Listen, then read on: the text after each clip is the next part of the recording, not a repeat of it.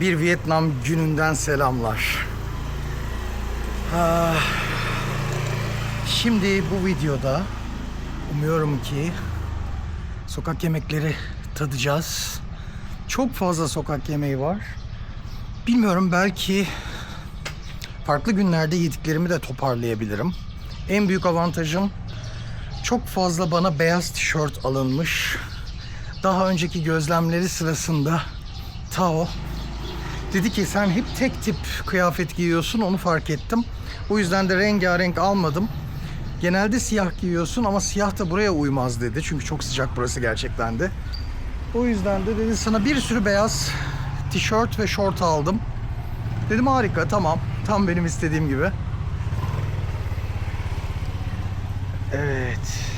Saat öğleden sonra dostlar. Geçen geldiğimiz yollardan farklı bir yoldayız. Bakın burası bir yol. Yine aynı şekilde. Görüyor musunuz? 2 insan anca sığar. 3 diyelim hadi. Burada bir sıkışıklık var. Tam da gösterdiğimiz yoldan mı gitsek? Oradan nereye çıkarız? Yok, orası istediğimiz yer değil dostlar.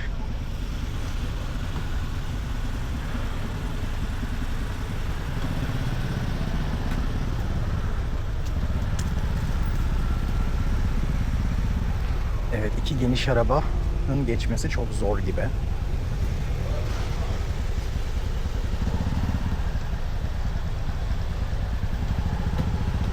Bakın hiç kavga etmediler, hiç bağırmadılar, hiç çağırmadılar. Sakin sakin geçmeye çalışıyorlar.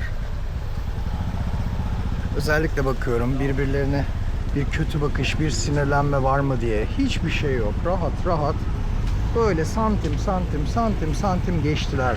Arkadakiler korna çalmıyor. O korna sesi yok. Böyle enteresan güzel bir kültür burası ya. Şu evlerin güzelliğine bakar mısınız bu arada? Bu yoldan ilk defa geçmiyorum. Bu evleri görmüştüm.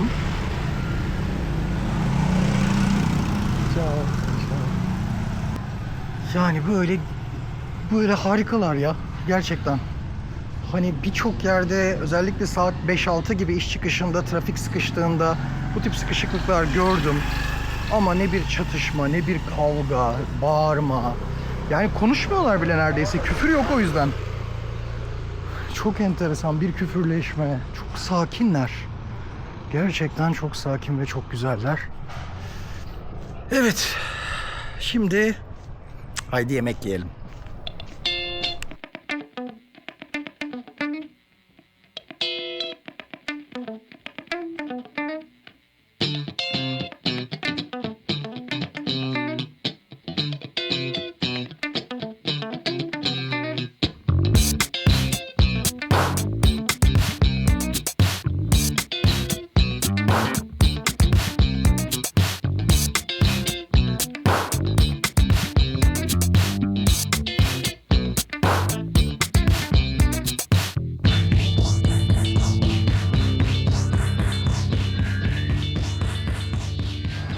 Evet, ilk olarak banh mi. Banh mi yiyeceğiz arkadaşlar. Vietnam'ın en bilinen sandviçi. Ben daha önce yedim tabii. Çok çeşitli. İçine birçok şey koydurabiliyorsunuz. Şimdi bakalım. Selam. Can I take banh mi? Yes. Bakın şöyle gösteriyorum size. Çok fazla bir şey kalmamış ama buradan yapabileceğiz.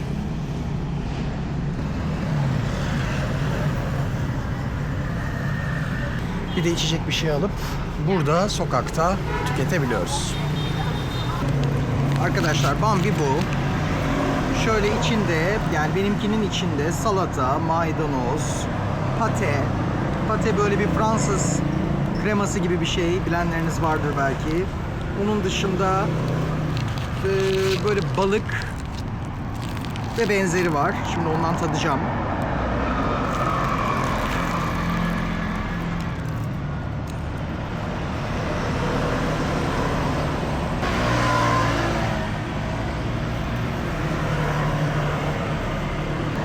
İçine bugün farklı bir sos koydular. Çeşitli soslar var. Onlarca sos. Hepsi mükemmel. Bugünkü sos da çok güzel. Onun dışında bakın bir de böyle çayları var ikram ettikleri. Vietnamca'da cha diyorlar. Lemon cha. Yani lütfen cha dediğinizde de zaten eğer unuttularsa getiriyorlar lemon cha. Ya da bir lütfen daha vardı. Bir sürü lütfen çeşitleri var çünkü. Hatırlamaya çalışıyorum. Hatırlayamadım.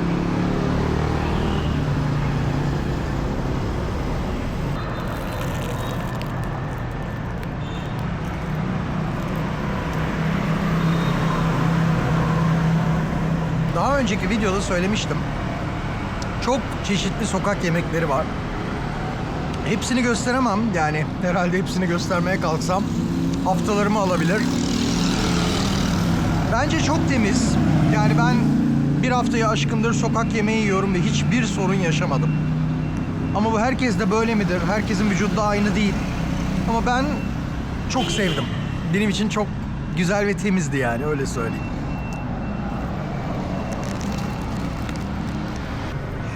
Çok büyük değil ama gayet doyurucu bir bambiye. Ben bir de artı kola ve bakın böyle çayıyla birlikte geliyor.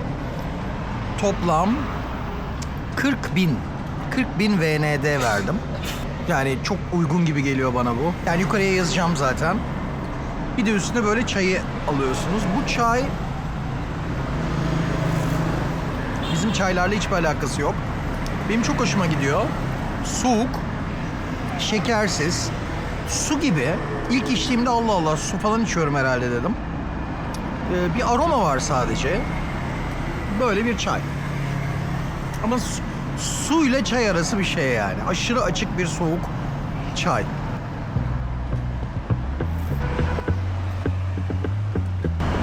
Sadece böyle aroması geliyor ağzınıza.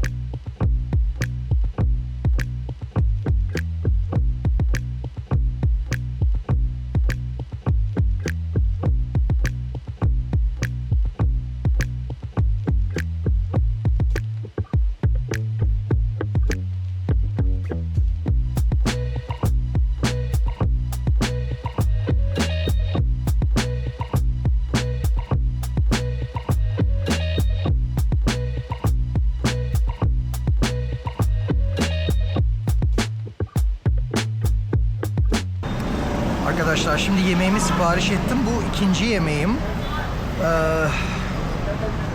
İsimleri söylendi ama isimlerini hatırlama şansım gerçekten de yok. Şimdi bu genç arkadaşımızla da tanışalım. Tentoyla Tolga. Tentoyla Wayne. Wayne. Yeah. Wayne. Thank you. Come on Wayne. Come on. What's your YouTube name? Tembel Gezgin. I will write for you. Thank you. Teşekkürler. Thank you. Extra salad. Oh, thank you very much. Thank you. Fiyatı üste yazacağım. Sanırım ismi şunlardan biri arkadaşlar. Şunlardan biri olduğunu zannediyorum. Evet bakın böyle.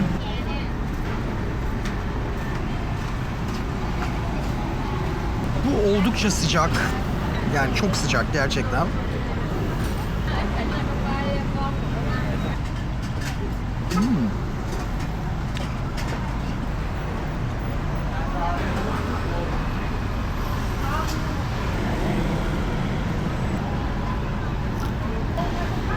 Biraz bizim köfteye benziyor arkadaşlar.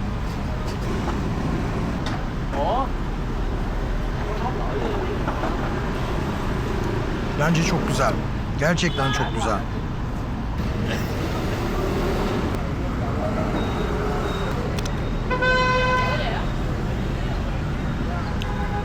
Muhteşem. Yani noodle'la birlikte içinde farklı et parçaları var.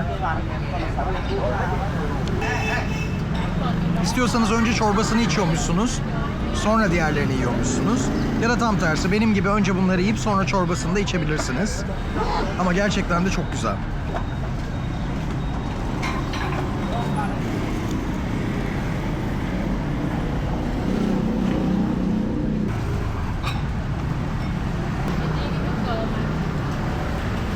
Gerçekten muhteşem. Arkadaşlar pirinç noodle'ı Vietnam'daki pek çok yemeğin içinden çıkıyor anladığım kadarıyla. Yani normalde ben bunu söylediğimde altta bu kadar pirinç noodle olduğunu bilmiyordum. Ben çok seviyorum pirinç noodle'ını. Biraz böyle bizim lapa gibi düşünün. Makarna, lapa arası bir şey. Chicken feet. Chicken feet. Can I take one? Thank you. Thank you.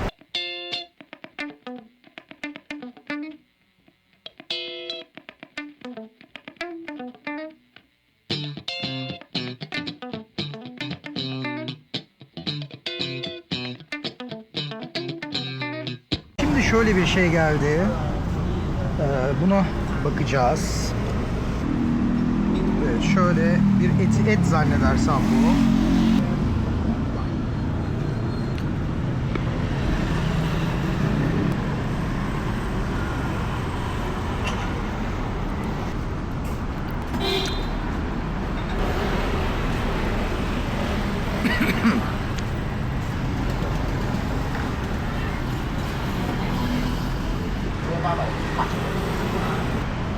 Şimdi altından bir şey çıktı ama bunun ne olduğu hakkında hiçbir fikrim yok arkadaşlar.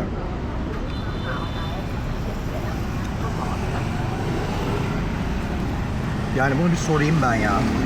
Bu hayatta yiyemeyeceğim bir şey. Tavuk ayağıymış bu. Yani böyle kıkırdak gibi diyorum, nedir? Tavuk ayağıymış. Şimdi ayıp olmadan ben bunu nasıl reddetsem ya? Ben bunun sebzelerini yerim arkadaşlar. Sebzeleri güzel ama tavuk ayağından birazcık tattım, yok yani gitmiyor. Gitmiyor, olmuyor.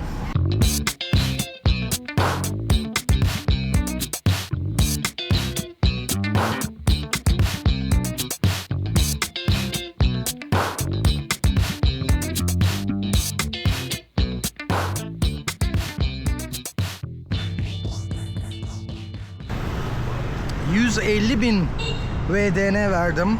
VND 150.000 Vietnam dongu verdim. Hatta sordum genç arkadaşa da, orada İngilizce konuşabilen genç bir arkadaş, garson vardı. Ya dedim hani sokak yemeği niye bu kadar pahalı? Dedi evet sokak yemeği ama burası dedi hani özel bir et türü pişiriyor. Dedim nasıl özel bir et türü? Yani bir hayvanın et türü mü? Hayır. Çeşitli hayvanların daha zor yenen kısımları. Ve genellikle dedi böyle hayvanların işte böbreği, ciğeri, yani bizdeki işkembeciye girmişim ben ya. Son yediğim yemek tavuk ayağı. Yok arkadaşlar, onu yiyemedim. Ah çok acayipti. İlk yediğim yemek gayet güzeldi. Ama son yediğim yemek şöyle bir tadına baktım ama bir parça yedim. Kıkırdak gibi bir şey. Yani işte her kültürün farklı yemek şekilleri var, biçimleri var. Çok uzaktayız. Öyle olunca da mesafeler yemek kültürünü, bütün her türlü kültürü aslında farklılaştırıyor. Bazıları çok güzel. Ama bugün yediğim bu chicken feet dedi. Yani tavuk ayağı. Tavuk ayağı yok yani. Sanırım burada yani kültürün çok sevdiği bir restoran türü. Çünkü Bambici'den çok daha kalabalıktı. Yani akın akın insan vardı resmen arkamda, önümde. Bir masa kalkıyor, bir masa. İlk yemek fena değil, güzeldi. İkinci yemek yok. Sevmedim. Valla bilmediğiniz zaman böyle oluyor işte. Yani Vietnam'da işkembeciye girdik resmen.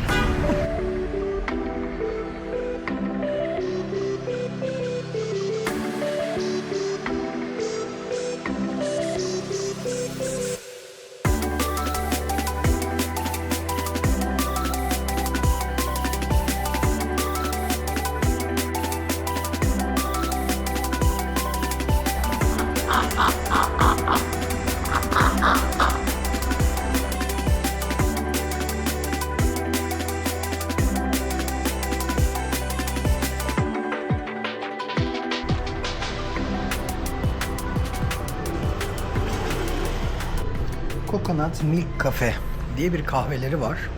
Coconut Milk Cafe diye geçiyor bu kahve. Çok güzel bir kahve. Daha önce de içmiştim.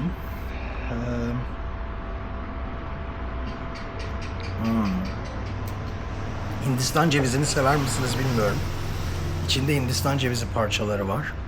Hindistan cevizi suyu var. Süt var ve kahve var. Ama muhteşem. Yani tavuk ayağı felaketinden sonra mükemmel bir Vietnam kahvesiyle kendimi tekrar toparlıyorum. İnanılmaz sıcak bir hava arkadaşlar. Bazı insanlar, özellikle turistler böyle üstünü çıkartıp da geziyorlar. Ben henüz o kadar alışmadım. Yani balkonda, evde zaten giyinme şansınız yok da. Ama en azından sokakta daha o şekilde şehir ortasında, bir de deniz yok. Yani bunlar benim geldiğim kültürün ezberleri, tabii onun farkındayım ama yine de insan ister istemez çekiniyor.